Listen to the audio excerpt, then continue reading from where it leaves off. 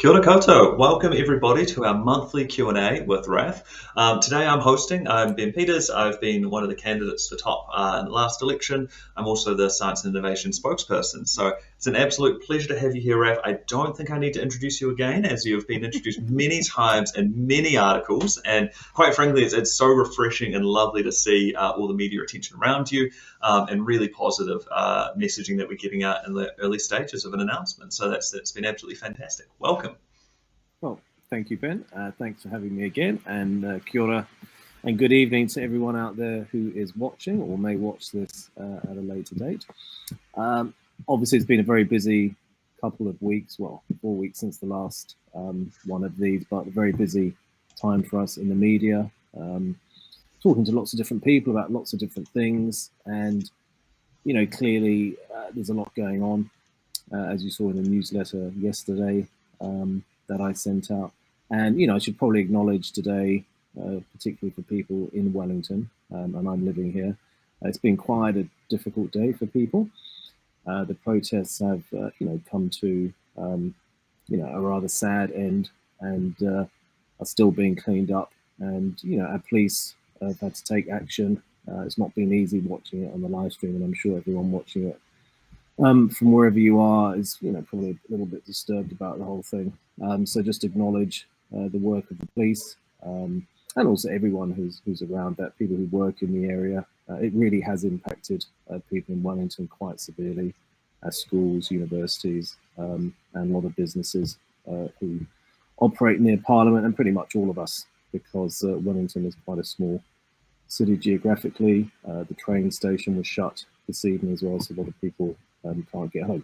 So it's a difficult time, and just yeah, thoughts to everyone who's impacted in one way or another. But looking forward to your questions, having some conversations. So Ben, yeah, I'll throw it over to you, and let's start with an easy one, please. Excellent. Right. So the way this will work is if you chuck your questions in the comment section, then that will get read in by our team, and then they will come up as little captions. And so I think, Christopher, if we can have the first one of those captions up, and then we can go ahead and ask. Here we go. So first one, heading it off with the UBI in true top style. So how does top hope to gain traction for the UBI and property tax policies if it achieves several seats in Parliament, something we can all hope to achieve? Yes, well, I mean, our goal is to obviously breach the 5% threshold, which would give us at least 6 seats. If we can get more, that would be good.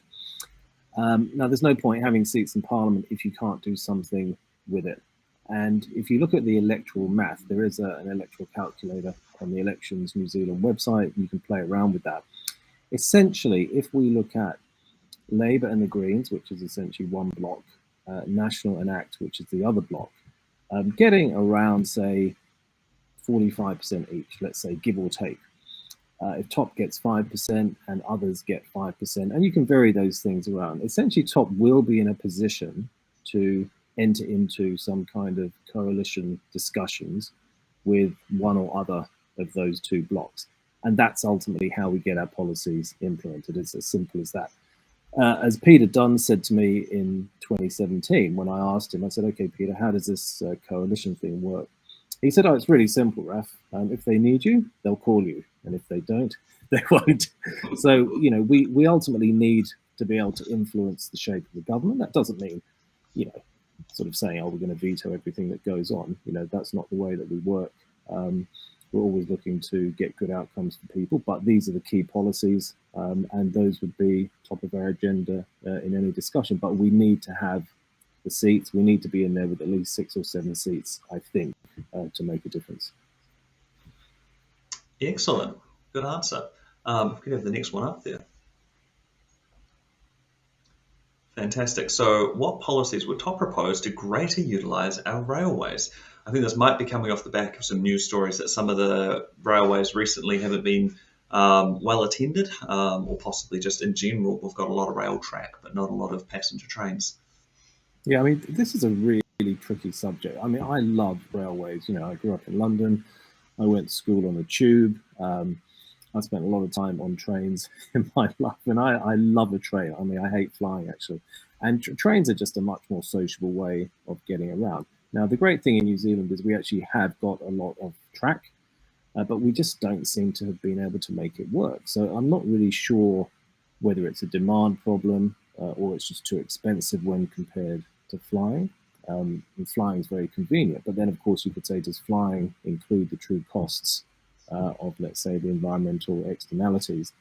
And I just think we need more work on this. I mean, in Christchurch after the earthquakes, there was quite a lot of demand for railways to be put back in and for a station to be built in the centre of town. Now, that didn't happen, unfortunately, because we have the tracks. We have the tracks going all the way north, we have the tracks going all the way west, and a passenger train between, say, even Rolleston to Amberley would have made a lot of sense.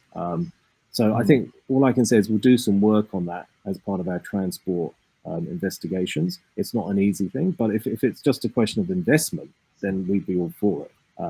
We just want to make sure we understand exactly whether it will work and whether there's other ways of actually moving people around. Yeah, and that's been a common theme with a lot of top policy, is that we've always asked not just like, okay, trains are great, but they're not always the best situation in every place. And so it's about that holistic, where do we put money to get the most efficient transport? And in places where trains are needed, absolutely. I lived out in and if we electrify the train system, what's the impact of that? And even if we look at the Auckland Transport Plan, it could be actually that just putting more buses on the roads they've already got would have been a cheaper way to do things. Then you would have had money left over for other stuff. So it's, everyone likes a train, but it may not always be the best way to get around. But, we'll see. We'll see. Yeah, I personally would love a train from Dunedin to Christchurch. It's a trip I do often, and with 2 kids in the back, it'd be fantastic. So, yeah, that's definitely an area which would be fantastic to make some headway. If we get the next question up there, Christopher. Excellent. Is there anything that you would add or change to your fantastic TEDx talk 5 years on? Great question. Well, first of all, thank you very much for that, for the positive feedback. Yeah, I actually do watch that. I mean, I don't actually tend to like watching myself on interviews or things like that, but I do watch it to see what I could have said differently, or could I have done things a little bit differently. And a lot of it stands up quite well. The main thing, I can't believe I actually remembered everything that I needed to say, but I don't know. I think actually it's reasonably solid. I think I probably would have spent maybe a bit more time on maybe the financial side of things, explaining how it would be paid for. But I think overall, I was reasonably happy with it. And I did a talk a couple of years later in Spain, in Sevilla, at the European Social Services Conference, and they invited me over to talk about actually issues around income and work that in Europe they were starting to get quite interested in. And they'd seen the TED talk, and I spent a bit more time talking about, I guess, the community and citizenship side of things, and the sort of a bit more detail on the contributions that people make in their community, in society, the huge amount of work that is done that is not remunerated, even though people do acknowledge it. Care, arts and culture, and some of the things I talked about in the talk. So, yeah, I mean, maybe I'll do another one at some point. Who knows? Yeah. Excellent. I find it fascinating. It was a great resource to have to kind of get a bit of a picture about where your stance was as you've come into top. So that's been fantastic. I have seen a little comment just coming up on the side asking where these particular questions are posted from. Okay. Some of them we had beforehand, and we are getting some more of the questions that are coming up now. We're also answering. So I think we've got another one coming up now. Christopher.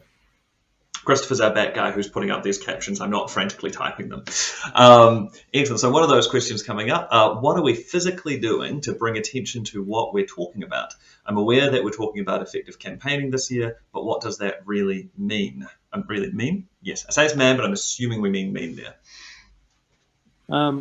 Yeah, physically, I presume you mean in terms of campaigning and getting out and about.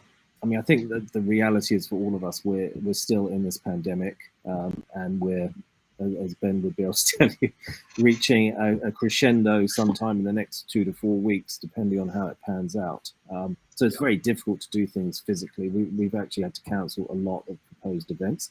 But the plan is that essentially we will start to build, volunteer groups in different cities and towns. And then once I can get on the road, we'll start having meetings, and there'll be meetings for supporters, but also the public. And essentially, it will be just going around the country talking to people, listening to people, talking to particular groups, farmers, business, unions, about some of the issues that they've got. And then starting to think ahead to 2023 and what we might need in terms of on the ground stuff, which is really door knocking, talking to people on the ground.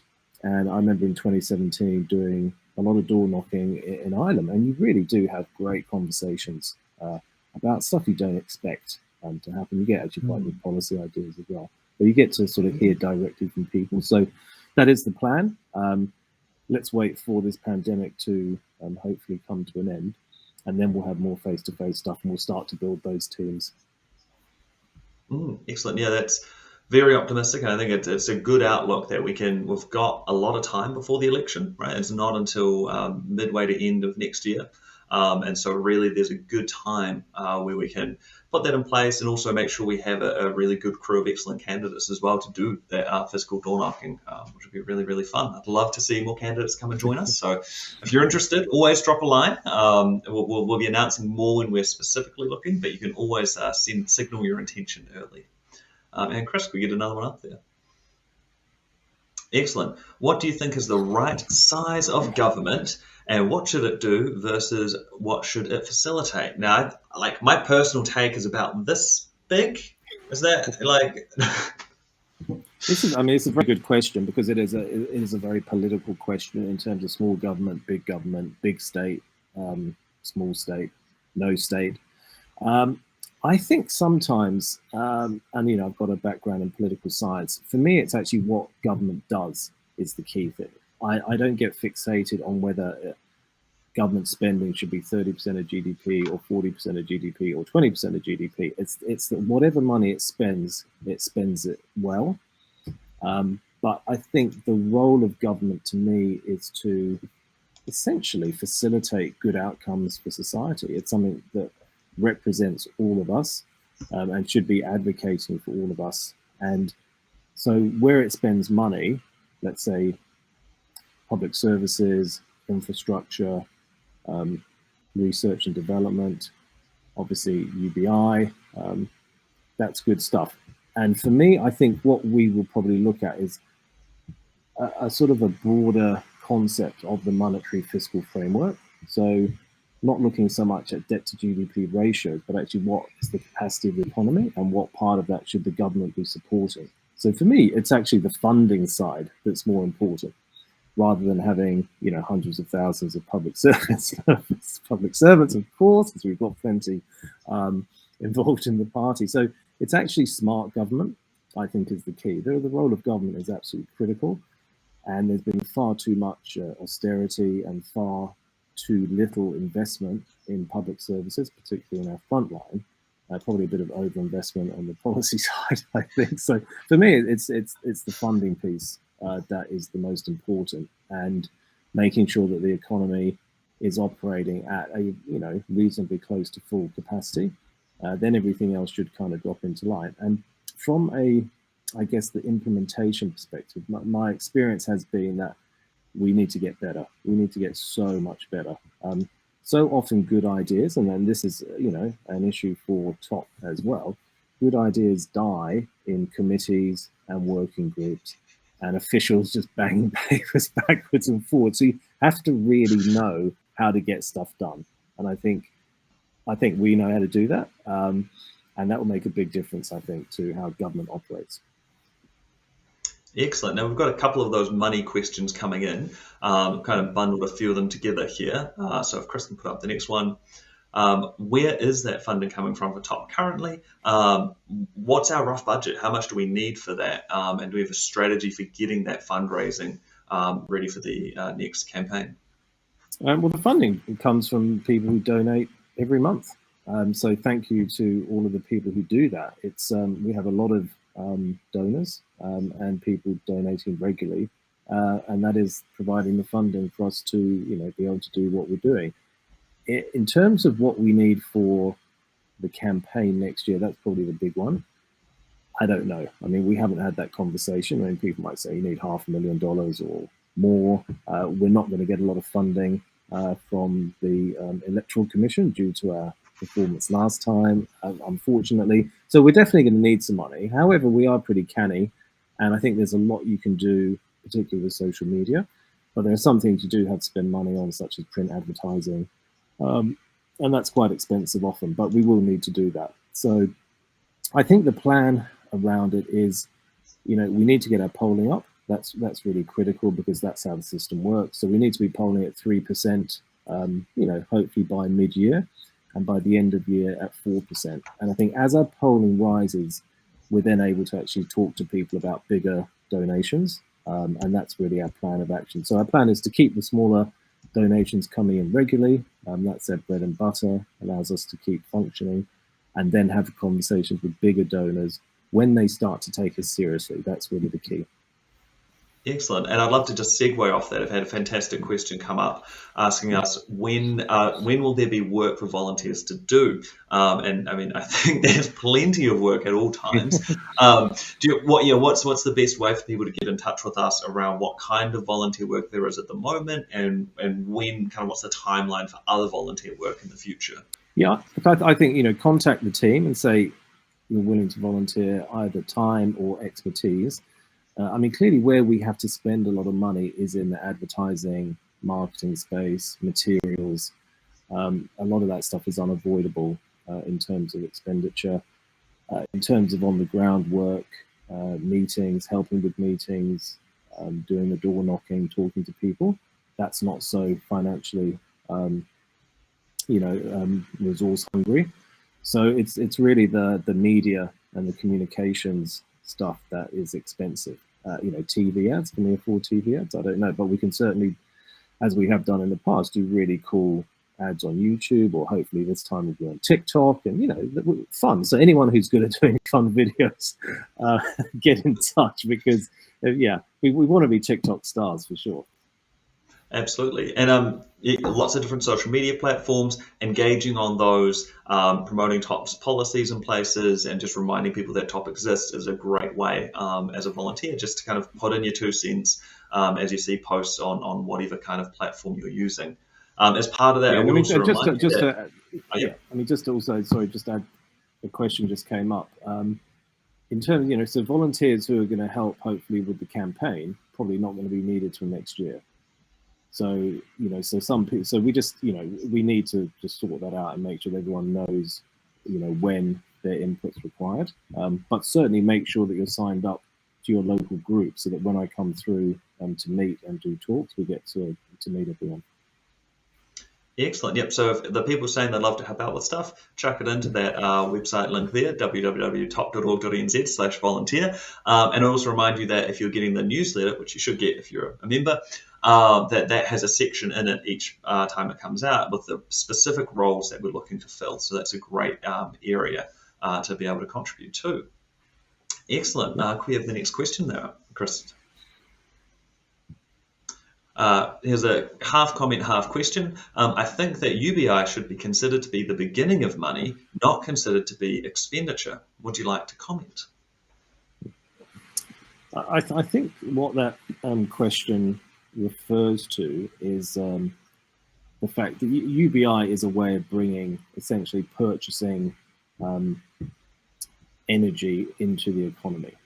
So essentially you're providing people with the ability to transact. So I think that's what that means. And certainly from a money creation perspective, for those people who are into that, it's a slightly esoteric thing. But yeah, so rather than government, say, doing QE, they could actually just hand money to the people. But it actually has an immediate impact on the economy because it's not going through the banking system. So yeah, that would be my comment. That, I see it as not as an expenditure. You're right. It's basically ultimately putting purchasing power into this, into society. So hopefully that answers that question. Excellent. Apologies, you see my hand reaching up, so I'm trying to communicate to the back room. Fantastic. Yeah, and I, like, the UBI is just one of those policies that I find that really is a point of difference for TOP, and I love that we have that as one of our cornerstone policies. Excellent. Christopher, do you want to chuck the next one up? If you were in government, what immediate steps would you take to bring inflation under control? Now, this is 100% yours, Raf. I have no input. You're the economist here. What are your thoughts here? Okay, so if we look at inflation at the moment, a lot of it is supply side. So global energy prices are driving things up. Food prices, which is I don't know if anyone saw the $14 cauliflower or whatever, but I think that's related to weather. So we need more competition in the supermarket space. But immediately, as I said last week, I'd have put interest rates up more. So 50 basis points. And that's really just to send a message to the housing market. I don't actually think interest rates need to go up as much as the market is priced in. Okay, so a lot of people got a bit excited about, interest rates don't, really do that much, and they don't, but they send signals. So it's about getting ahead of the curve. I think the housing market is still responsible for some of the inflation that we've got. So I would look at obviously restraining house prices. I would look at restraining the ability for investors to borrow. So I'd basically put up the LVRs to 50% for non-owner occupier mortgages, and that would actually make a big difference to the investment market. Something I've talked about a bit is an immediate rent break. So fixed rent increases at 3% per annum for the next 3 years, just to bring that rental market under control, because there's a lot of price gouging going on there. We do have a supply problem in the rental market. It's going to take a few years to solve that, but there is absolute price gouging. Property managers are pushing it, and it's completely unnecessary.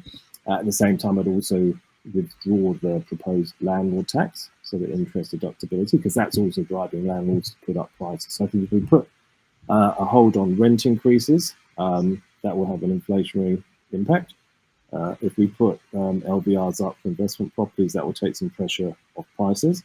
And I think also, just for people coping with higher prices, I'd probably look to raise tax brackets immediately for people on lower incomes. Excellent. That's a great response. Thank you. I think we've got another question coming in here. In a minute. Here it comes. And this is kind of dovetailing a wee bit, because we've already had a fair bit of your answer there covering housing areas. But in terms of key focuses in the social community housing space, what are your thoughts there? Yeah, just basically provide open credit lines for any community housing association or CHIP, as they're also known, or social housing provider. Basically, we just want to build a lot more houses, and funding is often a big problem. That's often the bottleneck. And since I've spoken about that, I've been receiving various proposals from people in the community housing space. So if you just say to them, you can borrow as much money as you like, because you're investing in a productive asset. You de-risk the projects, you reduce the overall costs, the funding is cheaper, and because you've got guaranteed funding, it means a lot of their other costs come down.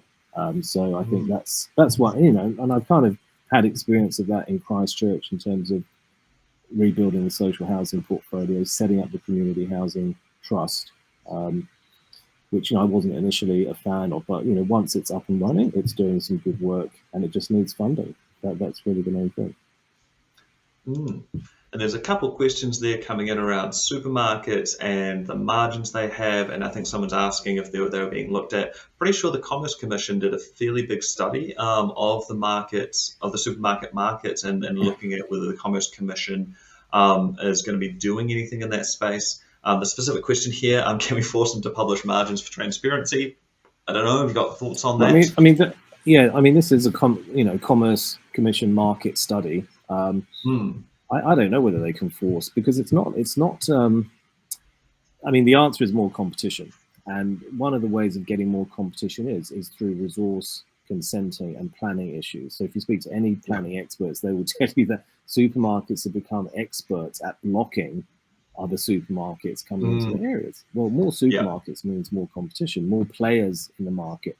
I mean, generally, a lot of markets over time, especially in a small country like New Zealand, they do tend to duopolies or cartels. So we've got 4 banks, Kiwi bankers in there, and we need some more competition in that market. And if we change the planning rules, that will help.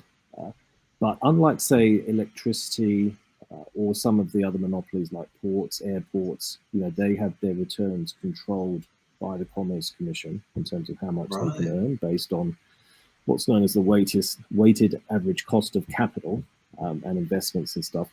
Supermarkets actually are not, they're not monopolies, but actually they've become monopolies in some respects because there's only two main ones. So we just need more competition. Yeah.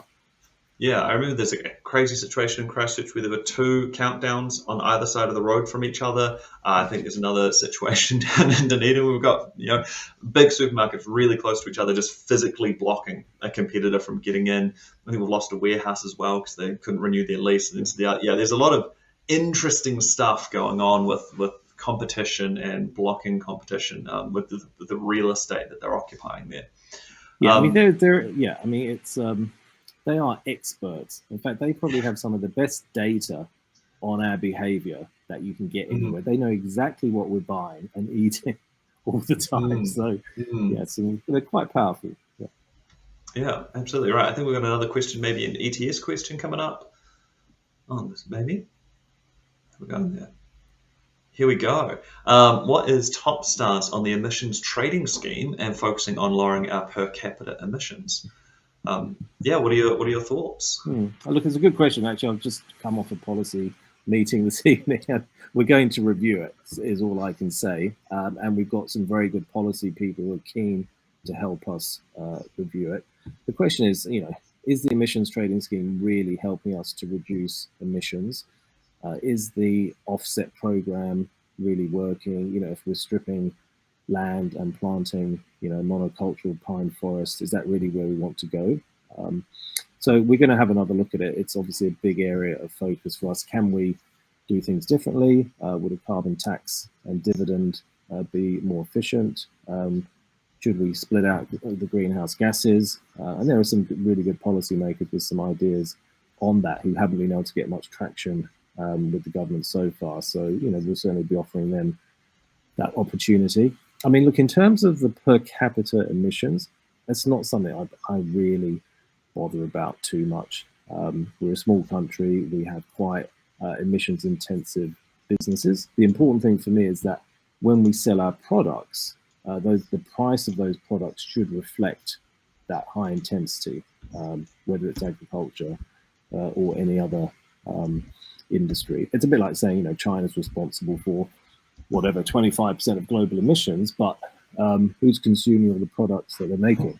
So for me, the responsibility is split in terms of producing things in an environmentally sustainable way, at least accounting for your environmental costs. But the consumer is the one who's actually consuming this stuff. So they have to have the responsibility and make sure they're paying the right price for it. So don't blame the producer, blame the consumer as well. So if you didn't consume the product, they wouldn't make it. And I think that dovetails quite nicely with another comment I've just seen coming up, saying it's all very well discussing economic and social issues, but how do these fit into the two biggest issues, climate change and environmental degradation? And this is one of those constant battles in terms of how much can we prioritize the environment versus prioritizes people's living, how those two things are interconnected with each other.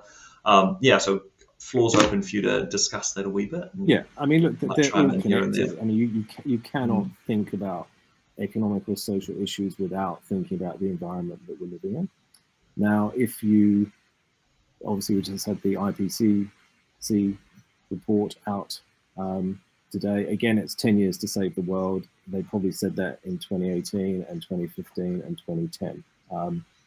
For New Zealand, we have an incredible landscape and amazing resources, which we have degraded. Our waterways, we know, our land, our topsoil, our forests, our biodiversity. Now, if we don't get that right, we're going to have huge issues, huge social issues. I think New Zealand, though, is still one of the better placed countries in the world.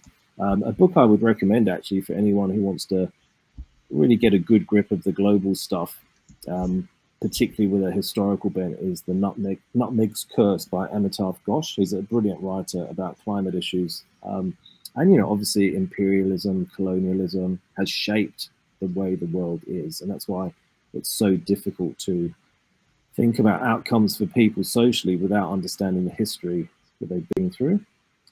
Many countries much, badly affected. Any countries around the equator. There's some great stories in that book. The impact of the military on greenhouse gas emissions is huge. And that's why the US negotiated a clause out for bunker fuel in the various protocols, because obviously the military uses a lot of that stuff. Militaries move on petrol, essentially. Look at all those tanks lined up in Kiev. They can't move without fuel. So, I think we need to have a more holistic approach. I mean, we don't need to beat each other up, but really, if we don't have a flourishing environment, clean water, and the ability to manage even the basics like heat stress. So, I mean, I've been to places, I can think of places in Christchurch. We have a lot of trees in Christchurch, beautiful parks. A lot of the trees tend to be in wealthier areas. I've been to some areas, there's no trees on the street. And when it's hot, you feel that heat dome effect. So planting trees in all neighborhoods is really critical because it helps cool the environment. So all those small things that we can do. But yeah, it's a critical issue. Yeah, no, that's a great answer. Thank you. That's one of the things that I value, I think, a lot about TOP is that holistic look of that the economy isn't just this ephemeral thing off the side. It's integral to how we approach these problems, how we can think about funding a lot of the things that we want to do with regards to climate change. Excellent. I think we've got another one coming up here. So what's a good basic understanding of the social contract, and what Figure's thought is the concept based upon? Figure's thought, sorry. Yeah, it's in my TEDx talk, actually. So Jean-Jacques Rousseau, 1762, The Social Contract. He wrote the book. And it was a time where in France and America, they were just coming up to their great revolutions, basically chucking the monarchies out and starting to understand what the rights of men, because back then it was men, generally men who own land. But we won't talk about that too much. But that's essentially where it comes from. And it was a situation where they were dissatisfied with monarchies. In the case of America, it was the British. With the French, obviously, it was the French royals. And actually, what do citizens deserve? But what was interesting about the social contract was the sense that you didn't just get stuff, you gave stuff as well. So you were part of a community. But of course, it goes back to ancient Rome, Greece, and the sense that, so in Rome, for example, you could have a right to vote, but you had to pay taxes and you had to serve in the military. So there's this kind of sense that there's a kind of quid pro quo, rights and responsibilities. And I think we probably have become a bit too focused on human rights as a one-way story. And obviously that feeds into that whole concept around social cohesion. And obviously there's a lot of talk about that at the moment. People who've been left behind, people who feel disengaged from society, are obviously going to be much more, have a much higher potential to be radicalized, for example, or just dissatisfied, lose trust in the government. So that loss of trust, in a way, is a breakdown of social cohesion and a breakdown of the social contract. And it could even be seen, for young people, for example. I was reading a piece by Brad Olson, young economist, and he was basically saying, well, I can't buy a house. It's like the idea that you'd work hard and you could at least have somewhere to live that's reasonable, whether you bought or you rented, it's kind of gone out the window. And that's kind of considered a contract. It's like, go to school, work hard, eat your broccoli, get a job, study, whatever, and then these other things happen. And now these other things are not happening, and everyone's going, well, hold on, what happened? So in a way, that social contract has broken down. So that's essentially what it is about. Yeah, that's something we definitely, I feel a lot in the tertiary education sector. So I teach at a university, and you can see it with the students coming through that it feels like there's a different motivation where, I was told by my parents very explicitly, you go to university, you get a good job. And it's seeming more and more that that's not the case, and that the inflation of degrees and things like that becomes problematic, where it's not an exceptional thing anymore. It's kind of becoming more and more standard. And so I'm very interested in seeing how that will play out for us in the long term. But I love it as an underpinning concept. All right, I think we've got next up a house price question. well in tops forte. Do you think house prices should go down? If so, by how much to the nearest 2 cents? No, and how do you disincentivize property investment without crashing the housing market? And I think that last one is presuming that you want to incentivize, which I don't know is exactly true. Yeah, look, I mean, it's very difficult. I mean, it's interesting that we talk about, not crashing the housing market. So I would say house prices should probably go down 20% from where they are, and that would take us back to probably March 2020 plus, March 2020 plus a little bit of increase. Okay, so house prices are up maybe 30% since then. Bring them down 20%, put a lid on them. But what's interesting is, people would think, oh my God, that's a housing crash. Well, house prices are up 60% in the last 4 years. So there has been a housing crash. It's just a reverse crash. And I think we are so wired to think about house prices going up all the time. And of course, land, which is the underlying asset, yes, of course, over time, it always tends to appreciate because they're not making any more of it. But yeah, so 20%, I think, would turn, and that doesn't happen, that's not going to happen overnight, but certainly over the next couple of years, you'd want to see that happen. And I think the policy I mentioned before in terms of raising LVRs for non-owner occupiers, so basic property investors, up to 50%, that really reduces the leverage. So it kind of takes them out of the market, essentially. And then it means over time, prices will start to come down. Using debt to income ratios can then at least keep a lid on things. So there's a lot of levers you have to pull at the same time, but you have to start with the base idea that house prices are overvalued and that they should go down. At the same time, love to see incomes come up a little bit. Hence, yes, well, and that's yeah. When you think about tax policy, that's what that is doing. So, and actually, Nick Smith identified this in 2014, and he was on Q&A. He was the housing minister then. He said, "Look, everything's out of whack," and he was talking about debt to income levels then of like 4 or 5. So, they got it wrong, and Labour got it wrong because actually they've not had the right policies to make it right. It's frustrating. It's almost like we need a fresh perspective in there, That's something right. yeah. And also just being honest with people as well. Yeah.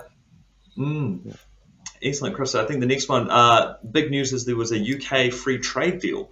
So this week the NZ and UK FTA was signed, and a free trade agreement with the EU is being negotiated. What are TOP's priority trade policy? Yeah, I mean, look, generally I'm pretty supportive of the current trade policy. I sat on the government's working group, Trade for All working group a couple of years ago. It was very good. Had people. It was actually a very good working group, but they had representatives from all sectors of the economy and society, and generally everyone tended to agree on shifting trade policy in lots of different areas. It's a report worth reading. I'll just read the summary. But looking at a shift from who wants to read a report? Looking at a shift from kind of what they call volume to value, which for me is quantity to quality. So actually, we produce a lot of food, but actually in global terms, it's not huge. So if we produce really good quality, and that means taking into account environmental issues. I mean, look at a company like Southern Pastures, who do the Lewis Road stuff. Read the work they're doing around biodiversity on their farms is quite sensational. They're pricing every single input, and that's where we kind of want to go. So trade policy, I mean, look, these things are generally lauded to the skies, but actually when you look at the numbers, I think that the UK one's going to give us $1 billion a year. It's actually not much in financial terms, but I think, look, I like the idea of open trade, but it's got to be fair, and I like to see things priced properly. So I don't like to see open trade being used by certain countries to dump stuff that they can't sell at home, or depressing markets, that type of thing. Excellent. And then after that, we've got actually, what is the next question there, Chris? I won't jump ahead of the gun. Excellent. What is TOP's policy on technology and tech investment, its importance to a digital export economy? And I can take the first half of this, Yes, at least why the don't you do last that? year. I'll sup Yeah. my tea. I think I was meant to be the science technology spokesperson for last election. So I mean, as a caveat with all of these policy questions, is that the policy that we take to the election can be different to what we have now, because we want to take the time between now and the next election to make sure we have a refresher. The landscape does change, but by and large, I think we're aiming to increase our investment in tech up to 2.5% of GDP. The other things we're trying to do, which are really exciting, are things like create an investment fund, so people have somewhere else to put their money other than just in housing. And so a tech investment fund that was government backed, so that people could put their money somewhere profitable that would then also fuel our economy, or something that I was really excited about, and that I would hope that we could do, particularly so that you can actually have a productive economy. And in New Zealand, we have a lot of really interesting startups. I think the company behind Netflix, so that the technology, the back end of Netflix, was actually created in New Zealand. So we have some of those things. It's like Weta Workshops as well came out of New Zealand. That's now been bought out. Part of the Weta Workshop industry has been bought into Unity, a game development platform. So there's tons of really cool and great ideas we have in New Zealand, and we just need to find more ways of getting those good ideas into a productive environment. And so part of that's getting better investment avenues. Part of that's kind of just facilitating that as much as we can. Maybe that's a kind of brief overview in that space. There are some hurdles, particularly around digital export stuff, around what copyright means in a digital economy. And I'm not going to touch on NFTs, don't worry. But yeah, do you have anything to add in there, Raf? No, look, I think that's good. I mean, I've done a lot of investing in the tech sector over the last 20 years, and New Zealand's in a completely different place to where it was, let's say, back in 2010 and before that. And what I'd like to see, I'd like to see New Zealand being a place that people want to come to start tech companies, weightless companies. You know, we don't have the issue of being miles away from everywhere. We've got great people with great skills here, and it's a place that people like to come. So certainly on the immigration side, digital nomad type visas, entrepreneurial visas. But one of my sort of pet things is investing and basically offering a lot more in like say the postdoc space, in terms of postdocs, scholarships. Just actually opening it up. You get so many people coming here. I'd much rather that than, in a way, sponsor basic undergrad degrees. Let's get really smart people to come here. You're preaching to the choir. For if anyone not really involved in understanding what a postdoc is, so the usual kind of process through a science career is you go through, you do your undergrad, that's a couple of years. You do honours or masters, that's usually another couple of years. Then you do a PhD, that's another couple of years. And for me, I was up to about 8 time I finished all that. Maybe 9, and then you do a postdoc, and so that's kind of like where you're finally actually employed to do stuff, and your postdoc years are usually your most productive, where you're very well trained. You've been going at this for 10 odd years now, and you're also usually fairly young. You're full of bright ideas and energy, and so postdocs are really kind of what should be the workhorse of a science economy or a technology-based economy, where you have really the young and the bright who are really pushing the bounds of what can be done. But in a situation where you're mostly funding undergrad or even funding PhDs, it shifts that workhorse down a bit and can kind of skew the PhD process, and it can kind of skew that economy, because PhDs obviously cost an enormous lot less than a postdoc, because they're actively studying, they're actually paying to do it rather than being paid to do it. So I love to hear that the focus for you is shifting onto that, get your qualification, and then look, here are good jobs to come out of that.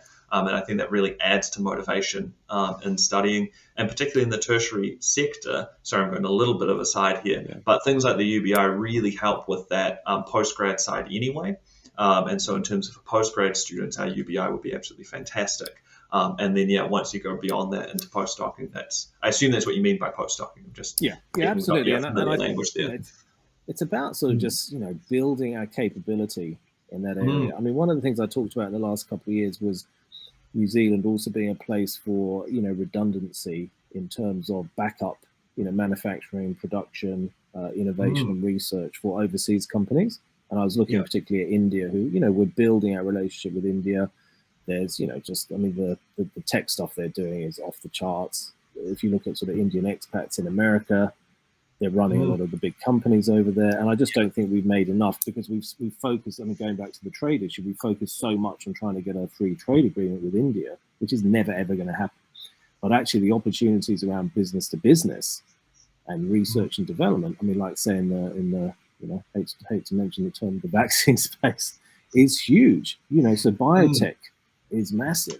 Agriculture is massive. So we even, I was talking to somebody about, an RSE scheme for Indian farmers to come here and work, and then have that kind of technology exchange. People forget India is a huge farming country, which is why we're never going to be able to sell milk into India for good reason. But just to let people know, I am seeing these comments coming up on various things, and there are some great comments here. So the tech sector, I think, is absolutely massive for us, and it's not about picking winners, because actually, I can tell you from experience, I have no idea what is going to be successful. And I've had a lot of kind of close wins, which didn't quite come off. And they're usually for business reasons, not for the ideas reasons. So you just kind of want a place where people can come and try stuff. And then you start to build gravity. And I think we're starting to do that as well. Yeah, Colombo's there too, Yeah, and we've been a leader in agriculture pretty much in the world. Our agriculture is incredibly efficient. We're one of the few countries, correct me if I'm wrong, but one of the few countries that doesn't have explicit farming subsidies. And so that does, really shape that. Again, plugging more GE policy, top policy. Our GE policy absolutely is one of those areas which can help that biotech sector an awful lot. There is an enormous bureaucratic burden in adhering to the rules there, and it also massively limits our crop development and what we could offer in that agricultural space. So, it's a great space, and I think it's an area where Top can speak into quite a lot, especially with your expertise there as well. Excellent. Have we got another question there? Top has struggled with having a clear and unique brand to differentiate from established parties, with voters often not reading policy. What? Do voters not read policy? I'm sorry. Has there been further thought on what Top's brand is to clearly differentiate in voters' minds? This is a great question. Yeah, this is a really good question, and it is something that we're absolutely considering. I'll be quite frank with you, because I've had some feedback about, actually, whenever anyone is unhappy about something I've said, they go, I thought we were an evidence-based party. And of course we're an evidence-based party, and of course we think about policy by looking at, does it work? Are we solving the problem? But that is not going to get us to 5%. It just isn't, for the very reason that the question refers to. Now, again, with my political science hat on and talking to my political science friends, colleagues, mentors, whatever, we've talked a lot about this. What is Top? If you take away the evidence-based stuff, I think actually we're a liberal party. We're a centrist liberal party. Now, which is quite similar to the New Zealand Liberal Party of the late 1800s, actually, that came kind of before. It was focused on breaking up the big landowners. It was focused on health and welfare.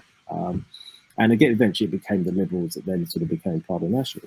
Now, I think we're, a progressive liberal party. And people often, and as soon as you say that, people go, okay, so you're kind of socially liberal, fiscally responsible. And I go, yeah, we're socially liberal, we're fiscally smart, and we, and we look for policies that work. So I kind of think that that's where I'm framing it. And actually and so far people have gone, yeah, that kind of makes sense. Because if you think about ACT has become a weird libertarian party with some kind of Tea Party, alt-right stuff. Now, maybe 20 years ago, they might have been Liberal Party, but not really. I think we're very liberal with a very small L. Adam Smith, John Rawls, that type of thing. I mean, I'm a big John Rawls fan for the sort of legal political scientists out there. So I think that's what we will start to talk about. People actually do ask. They want to put you in the political spectrum somewhere, and we can't avoid that question anymore. And I think probably the first election you could get away with it because it was new. Second election, we didn't get a lot of oxygen because of COVID. Now people are going to have more time to look at us. They're going to ask that question, and I think that's probably where we should go, because I think that's actually describes us quite well. Yeah, no, I feel very comfortable wearing that brand as I hopefully go through into the next election. Yeah, Chris, we've got another question there. ACT broke a glass ceiling when National imploded. What might Top's glass ceiling moment look like? I mean, they had two breaks, right? So an ACT went from a 1% party to an 8% party, and then during the Judith Colin era, hit all new heights, but has kind of stabilized back down. Yeah, so that's an interesting thought. I mean, yeah, have you got any? Oh, look, I think talking about the tech stuff and market share, you hit a tipping point, and I think for Top, and somebody talked about a wasted vote. I saw that comment. If we can get our polling to 3 to 4%, that takes away the wasted vote issue, and then we can start to have a bigger conversation. And I think that will be the glass ceiling, because a lot of people do support what Top is about. A lot of people are dissatisfied with the status quo, whether it's Labour or National. There are a ton of votes in the centre that sort of switch between Labour and National. I mean, potentially, and our friends in the Greens, they've been up at 7, 8, 9%. We could well take quite a few of their votes once people realise that the environment is going to be a core focus of us. But I think in a better way myself, because we're looking at sustainability in a much more holistic sense. We're not telling people they're bad because they don't, they're not vegans or wearing organic clothing or whatever, because that's expensive for a lot of people. So we want the environment front and center, as that previous question alluded to. If we don't deal with climate change, we've got a huge problem. But I think we'll talk about the environment in a different way. So I think those are two things that could happen. And I think our business prospects as well. There are a lot of people, in business who I know who've said, "Oh, great, we really like Top, because you sound sensible." So I think as we start to appeal to a wider range of people, that will change. Yeah, progressive liberal. I'd also like to answer a few questions about who Top has appealed to, and they're absolutely right. I mean, our diversity is something that is not there. I can say categorically that is going to change. The Auckland voting market is huge for us. Yeah, and I've got a lot of friends up in Auckland in ethnic communities. I was involved in the Age New Zealand Foundation for a number of years, have lots of contacts up there, and they're all keen as mustard to know more about Top. And they're not politically engaged that much. So yes, in a way, we're shifting Top, into a position where it can get into Parliament and where it can appeal to more people, because we need to win 5% of the vote. And we will do that by becoming a bit more diverse, a bit more representative, a bit more inclusive, and a bit more relatable to people as well. So a lot of people sort of said to me, "Oh, Raf, it's really great to see somebody who looks like you, good suntan." Because it makes them feel like, "Oh, that didn't work." Yeah, there's Dunedin, isn't it? No, but somebody who actually might understand us, because nobody really talks to us. So if democracy is about representation, then it's important that we do that. And I think we will do it as well. So I think that will also be a glass ceiling moment for us. Awesome. Yeah, no, I took my son out fishing and got thoroughly sunburnt. It was quite nice though. Sorry, Chris, you can bring that up. But I have no chance of tanning at all. What could we do to encourage more New Zealand companies to list on the NZX instead of abroad? Okay, I've got no input. Actually, I don't. I know the guys at the NZX. I don't actually have the answer to that. I don't know what we can do. So I'm open to suggestions. And I also want people to know that, we don't necessarily have all the answers to everything. And one of the things I'm looking forward to, because I've got so many diverse networks, is actually going to those networks. And I've already said, well, here's your chance to input into policy. What should we do about business? What should we do about tech? What should we do about trade? what should we do about ethnic communities? What should we do about immigration? So, and what are we going to do about the emissions trading scheme? So it's a great opportunity to feed back in. Now, the problem with the NZX is a lot of people who are listing are looking for eventual sales or looking to be acquired at some point. So they're looking to go on an exchange, which is going to open them up to wider capital markets. Now, if you look at Zero, listed on NZX, went to ASX, just that you just get this kind of market cap effect of being on an exchange where the funds have to invest in you. It kind of lifts your price a little bit. So what can the NZX do? I don't know. I think there are people who could probably answer that better, and I'm certainly open to that. Excellent. I think we've got time for one last question. As Raf has already had one meeting and I've had two since working, so we'll be wrapping up in just a minute. I think Chris is going to try and pick the one best question we've got left. But yeah, I'm really stoked that we're going to have these. I think we're aiming for monthly. Is that right, Raf? So we can try and, so if you miss out this week, this month, then there'll definitely be a time in the future. I think we've got a couple of different people that are willing to host as well, so it won't just be my voice droning on. Sure, last question. Oh, here we go. While the changes to investor LVRs, yes, a tax question to finish it. Let's go. LVRs and land tax will return the tide on housing. What would TOP's approach to be to address immediate rental housing shortage? Well, in a way, the question answers itself. I mean, the only way to deal with a shortage of something is to have more of it. So, but of course, so if I sort of said, okay, here is $1 billion to the market, build some houses, they'd go, that's great. We'll deliver them in 12 to 18 months. So that doesn't help with the immediate shortage. What we can do is make sure that funding is there. So there's going to be new supply coming online. The second thing you can do really is just put a cap on prices. So for example, when I think Perdo Williams raised the idea of rent controls, and she was, all the economists came out and said that's a terrible idea because generally it is. But again, they were asking the wrong question. How about rent controls because we're in an emergency situation?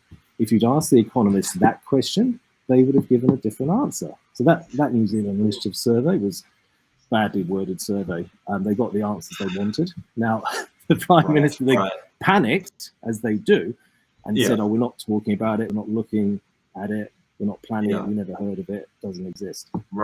Of course, we would go, okay, look, that's interesting, but generally it's not a good idea. But how about doing it for 3 years and saying to landlords, you can raise rents capped at 3%, because 3% is the top of the CPI band, let's say, for 3 years. Like commercial property, a lot of commercial property rental contracts are, tagged to the CPI. So that is the only thing you can do right now. Otherwise, you need to magic up new houses, and that's going to take some time. It takes time. Excellent. Well, thank you all for joining us. It's been a fun time. Again, come back in a month's time. We'll have more questions. I think there's a little bit there just on weed. Yep, our policy stands regulated. Definitely. It hasn't been working in its current form. And with that being said, thank you all. Remember, if you're not getting those email notifications, do send an email through the top, and we'll make sure that you're on that list. Otherwise, ka kite. We'll see you later. Yeah, thanks everyone. And look, if you've got any pressing, questions, just send them in, and we'll do our best to answer. But otherwise, look forward to talking next time.